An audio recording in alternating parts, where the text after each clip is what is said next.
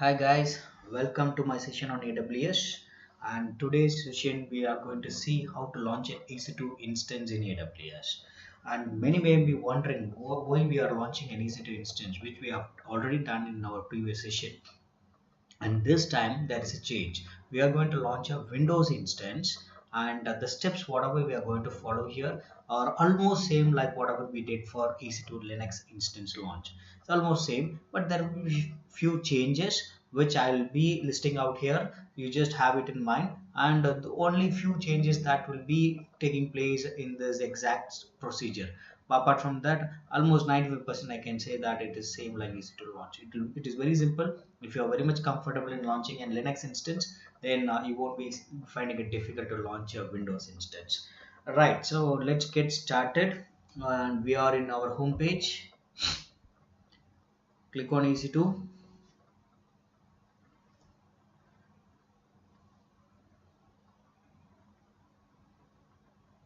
It's coming up. So we will be looking at our dashboard here. So we're taking a bit of time. Yeah, we are here now. So right now there are no instance running in my account, and I'm in North Virginia region, and I believe you all know that it has 6 availability zones, and there is no change in your cost if you are changing your availability zone. Only the cost will be differing on if you are changing from one region to another region. That is one thing which we have already discussed. I'm just giving a recap. Right, so let me click on launch instance.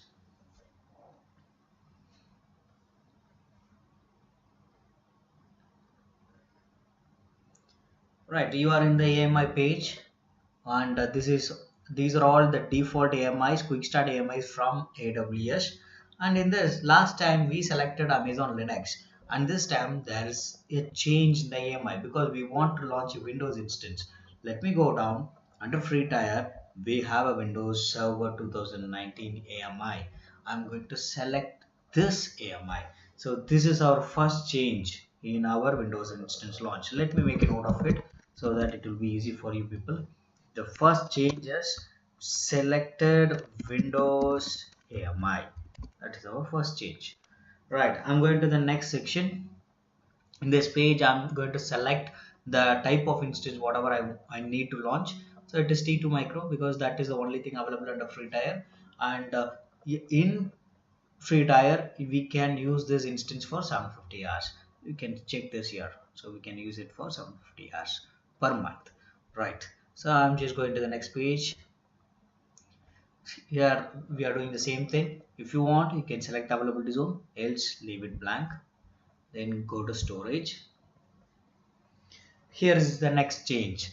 By default, in our Linux instance, we know that the size was 8 GB, but here the size is 30 GB because Windows need more space for Windows installation and the rest of the softwares. So it is taking 30 GB of our size, and remember it has a snapshot linked with your AMI. We have already seen how to create an image. Whenever you create an image, there will be a snapshot associated with the image. All those things we have seen already. If anyone have missed that, please look at my previous videos. That will give you a very good idea on how to create an AMI, what is an AMI, what are the components linked with your AMI. Right, so this is the second change where the size of your EBS volume is 30 GB. So I'm making a note of that as well. EBS root volume as 30 GB. Right, this is our second change.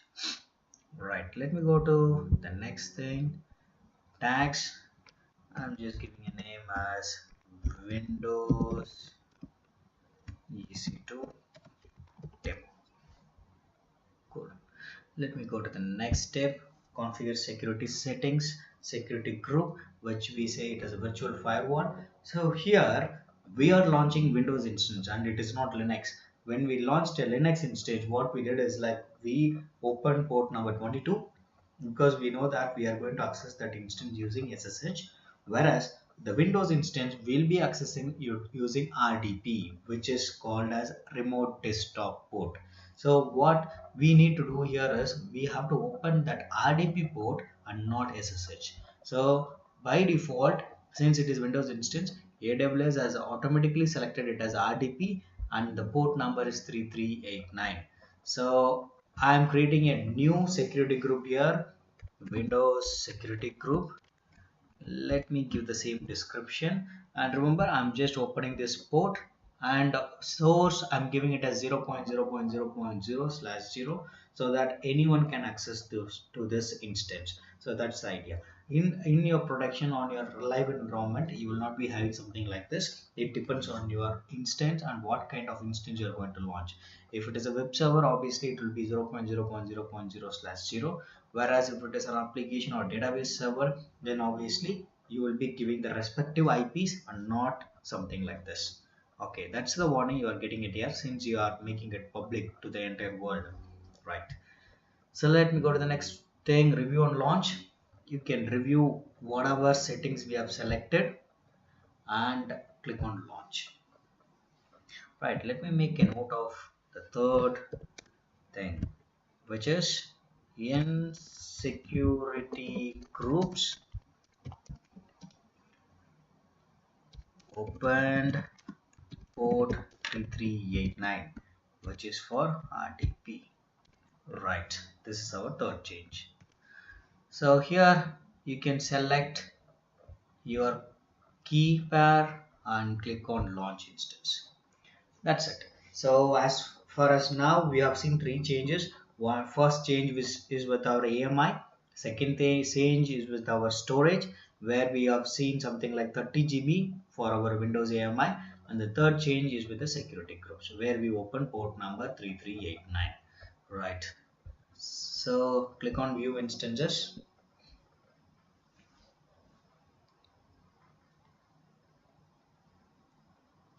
Right, our instance is running. We are good with this. We got our public IP, we got the private IP, and we got the security group, whatever we have created. Click on view inbound rules. You will see your port 3389 got opened, and what else? You have your AMI ID, all the stuff, and you can see your blocks as well. It has one EBS volume, which is the internal path is /dev/sda1, and you don't have any additional volumes, and because that's the reason why you, in the block devices you see only the root volume device. Right, so these are pretty much normal characteristics of our instance, which we are already aware. And now the next thing is how to connect to this instance, because when we launched an EC2 Linux, we used PuTTY to connect to it, and since we are going to connect by a PuTTY, we open port number 22, which is SSH, whereas here we are not going to use PuTTY here. We have already opened port number 3389, which is RDP. I believe many people would have done this to connect to your friend system or your colleague system in your office, where we'll be using the remote desktop port. Many may not be aware that you are using remote desktop port, but the process whatever we are going to say now will be reminding you of all those things. So normally people will go for run command, in that mstsc, they will give mstsc. Here what we need to give is like we need to give the IP address or the public DNS name, or the public IP here. Fine. So we know that we need to use our public IP here because we are going to connect to an instance over internet. So we have already discussed on this, whether to use the public IP or private IP. Whenever you want to connect to an instance over internet, you have to use public IP. Whenever you want to connect to an instance over a own network, which is intranet, then you have to use private IP. In our case, our instance is running in AWS, which is somewhere in North Virginia, and the availability zone is zone B, and I'm going to connect to this instance from my local system. So in that case I have to use public IP, and I'm connecting over internet as well. Right, so I can copy this, paste my IP address here, and I can click on connect. Let's wait for a few seconds. Right, so it is asking me my username and password. and nowhere in our process we have seen anything like an username or a password. So where to get all these things? But I remember we did something like we uploaded the private key file, or we selected the private key file while launching this instance. Can we try that, or is there any other way to get the password using that key file? So if you are asking me that question, yes, we have an answer for that. So first what we need to do is, like, before connecting, we have to go select that instance and click on connect. Right, so we are in this page, which is something different to whatever we have done to Linux instance. So I'm just we have two buttons here. One is download remote desktop file, so you can download it. It will be saved in your local system. And the second thing is, if you go down, you see the username. We are seeing the username for the first time. It is administrator, and the second button is get password. Let me click on that.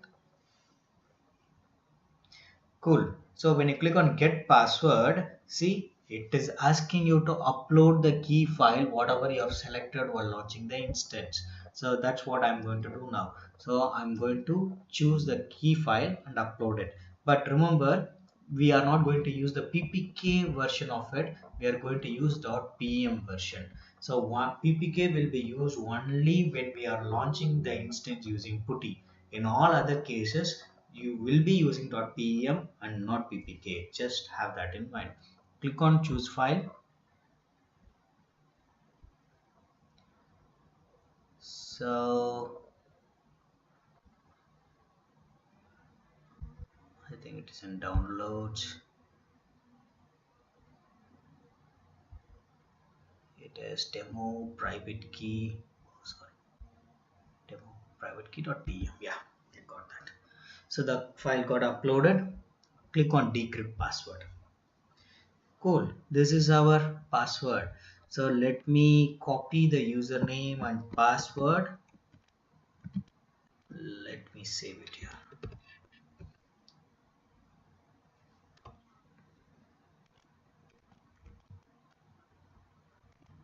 Right.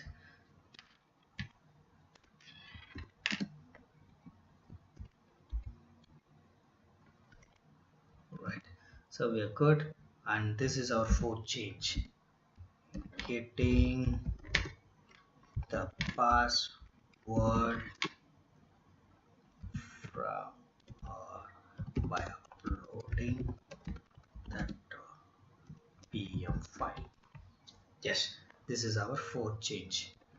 Now we got the username and password. We can try this out in our msdsc. Paste your administrator and click on your password, paste it, click on OK.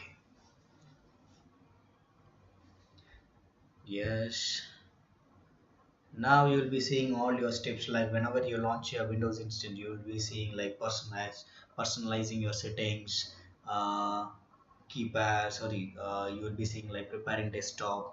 All those steps will be going on for the first time. Only for the first time it will be taking some time. From next time onwards it will be like you will see it something in lightning fast. Let it come up. Yeah, we are good. So we are good with this. Let me open my computer. So this PC, click on this PC.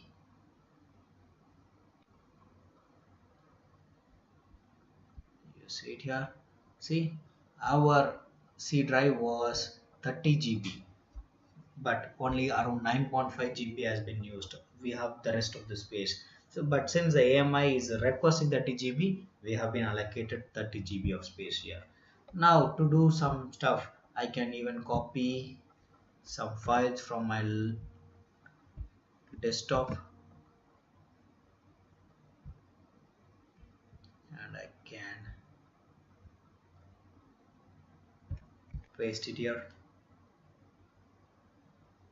So it's just like copy paste.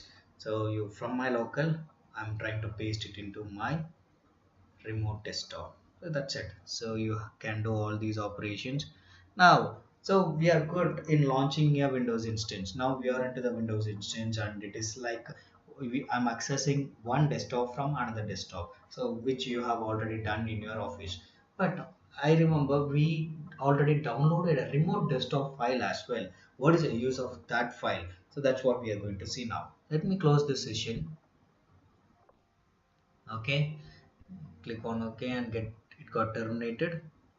So this is our AWS window and we have already downloaded a remote desktop file. Click on join folder. Right, double click on this remote desktop file. It will straight away go to that particular instance because this is like a shortcut. We don't want to give our IP address, whatever we have done in MSTSC. It will straight away go to that instance. What you have to do is you have to just give your password. Even the username has been already displayed. Just give your password and click on OK. Click on yes. So this time it will be a bit faster than before.